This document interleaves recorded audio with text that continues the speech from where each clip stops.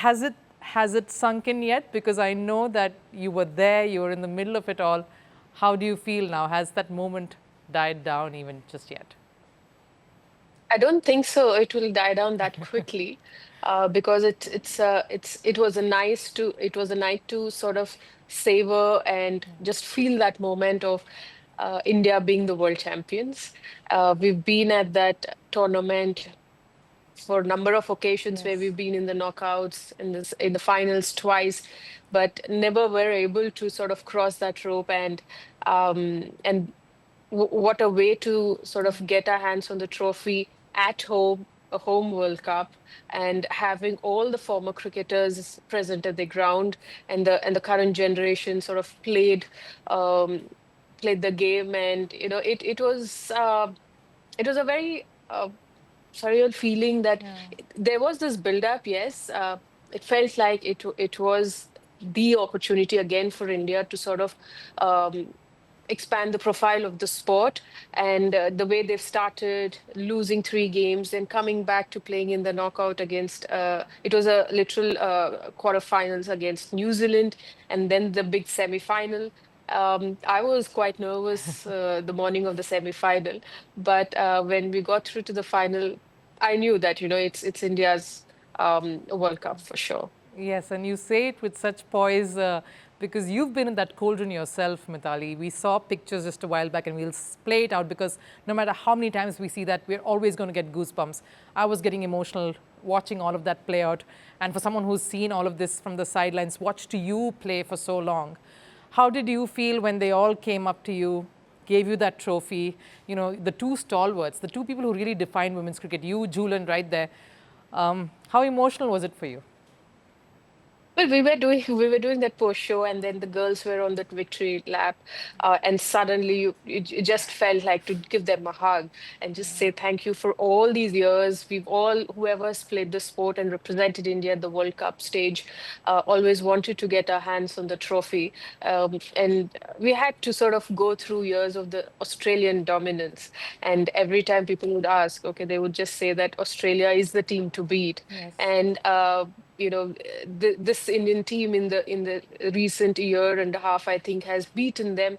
Um, in fact, a lot more than in the past years, Yes. and then you feel like beating them in the semi-final, and that to a record chase, like 338, and then to see them win the finals. The last two wickets I didn't see because I just didn't, I couldn't. I mean, I just walked out of that commentary Yeah. box and I was just pacing in the corridor until the roar went up. That's how I realized, yes, India has finally got through, because 2017, we were almost there. And then Yeah. from that stage to lose out, I just felt like, I shouldn't be seeing the last two wickets. But to have all of those girls who a few of them we've played with in the Yeah. last edition of the World Cup, and Yeah. then the few of the young girls who made the debut in the last 2, 3 years, and to meet them, it was sort of.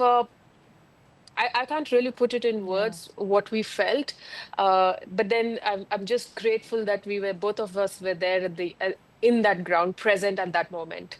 Yes, it felt like it was a script and it was perfectly written with all of you there, sort Yeah. of like a rite of passage in some ways, passing the baton formally, and what a better way than to do it via a World Cup trophy. But Mithali, I have to ask you also about the moment itself. How Hmm. important is this for the sport? We're not going to talk about how important it is for women's cricket. This is something that the sport needed. Well, yes, I think the sport definitely has taken a lot of criticism when in the past, despite doing well in certain tournaments, even in the finals, not crossing the line, but there've been a lot of criticism about women not doing so well in cricket, and we've not really have any ICC tournament so to our name. But then I think this is the start, this is the beginning of what I foresee is it's India's time on the global stage from Yes. here on. Yes, and rightfully put. You look at this bunch, this generation, it was special. I mean, you had, the time that you were captain, it was a different environment, it was a different Yeah. feel. You know, Take us a bit through that, Mithali. What's the difference that you see? I mean, of course, you don't know a lot of them so well, but what's the difference do you see from the, the team of yours, your team, to Harmanpreet's team here today?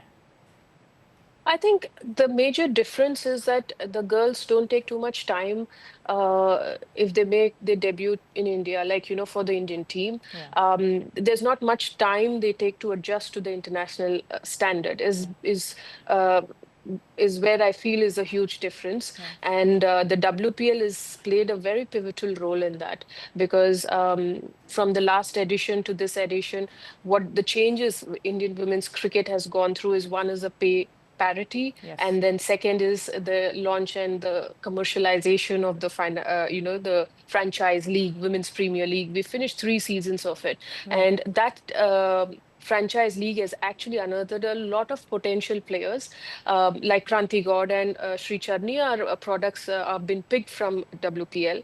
Amanjot Kaur and Richa Ghosh, all these players have developed the mindset of playing fearless cricket is because they've gone through those experiences in WPL because yeah, franchise league is intense. yes, Of course it's a T20 format, but every game is intense. We've seen super overs. We've seen games going till the wire, till the last ball. So yes, when you're put into that situation time and again during the franchise league, and you find a way out of it, that experience helps you to prepare for, especially for the World Cup stage in the knockouts. So they were not sort of rattled like, okay, we have to chase 338, yeah, or it's the final of the World Cup. It's a first World Cup for most of them, and playing at home carries its own expectation.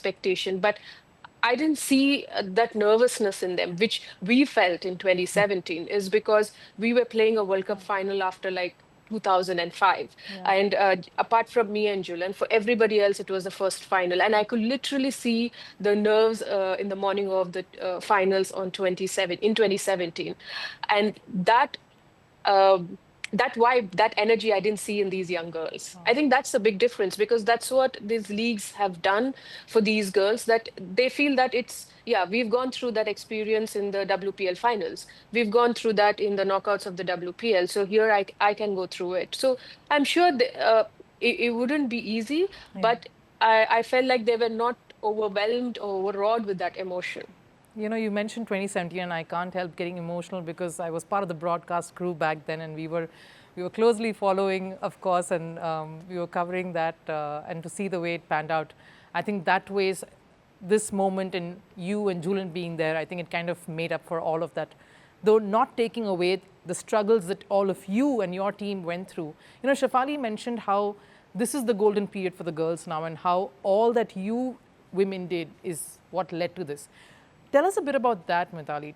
What y'all also had to endure for this moment to happen, for all of this, for WPL, for everything to fall into place. See, clearly, of course, the past years were, of course, difficult. I would say that a lot more difficult in the era of WCI. Yeah, That's one era where we were a finalist in 2005. yeah, We were not yet under BCCI. So 2005, the first time India made it to the finals.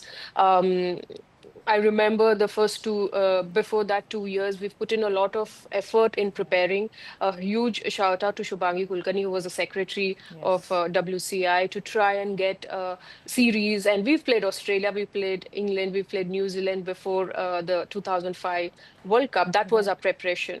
And also a huge shout out to Mandira Bedi, because now it's spoken a lot because she also played a very important role at that time, uh, giving her endorsement fee completely for sort of sponsoring one of her series. And we went on to sort of play the finals in 2005. yeah, Uh, Coming back, obviously, we were not received in the sort of a reception that we would have, yeah, but it didn't take off then. Despite being the finalists, women's cricket really didn't take off because the matches were not televised. So not many knew about it. yes, Um, then we came under BCCI's umbrella in 2007. So the coming under BCCI, of course, it did change a lot of things. Certain things were much easier for women cricketers, like travel, sponsorship for a series, equipments and stuff like that. But BCCI did take time to understand women's cricket, the needs of women cricketers, and the international series. It was spaced, but it didn't take off as expected. Right. And 2017, we made it to the finals. I'm sure everybody are aware about the reception that we got post that. I think that World Cup probably would have sort of made people to realize or sit up and watch women's cricket, because the matches were televised. It's the visibility, and that's how we were able to get so many people to actually watch women's cricket, the World Cup. And since then, yes, it did take off, but this World Cup winning at home has a very different impact. And it's just not the players who worked hard or the support staff, the coaches, but I think we need to appreciate BCCI as well, Yes. for sort of giving them the sort of preparation which is required before the World Cup. In 2013, when we played at home, it was again an ODI World Cup under BCCI. Yes. Nobody turned up in Mumbai. I remember, like, hardly there were any hoardings or billboards saying that there is a one-day World Cup of women's cricket. We were playing in CCI. Whereas now this World Cup, you see, before the World Cup, there's an unveiling of the trophy. Yeah. I went for that event. Yes. The trophy was taken to different cities where the matches were organized. It was sort of advertised. It was on television also for people to know that there's such a big event is being taking place in our country. So a lot has been put behind organizing this World Cup, and that's where I think we should give credit to BCCI. And for WPL, yes, our former secretary and ICC chair, current Mr. Jay Shah, I mean, he played such a huge role in getting pay parity, Yeah. making equal match fees. Then, of course, the launch of WPL, getting sponsors only for WPL. It was nowhere in connection with IPL. Getting an individual Yes. sponsor, commercializing it, media rights. And then as he became the ICC chair, he is fourfold he's increased the prize money for this World Cup.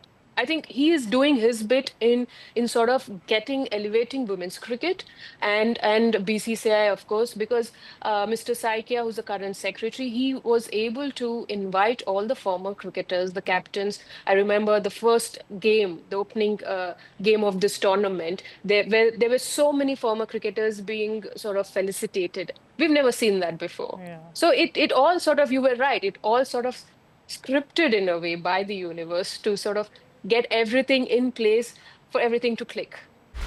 Want the facts? The latest developments? News that gets straight to the point. Well, we've got all three just for you. This is Firstpost Live, a brand new show, your window into what really matters. Don't miss it.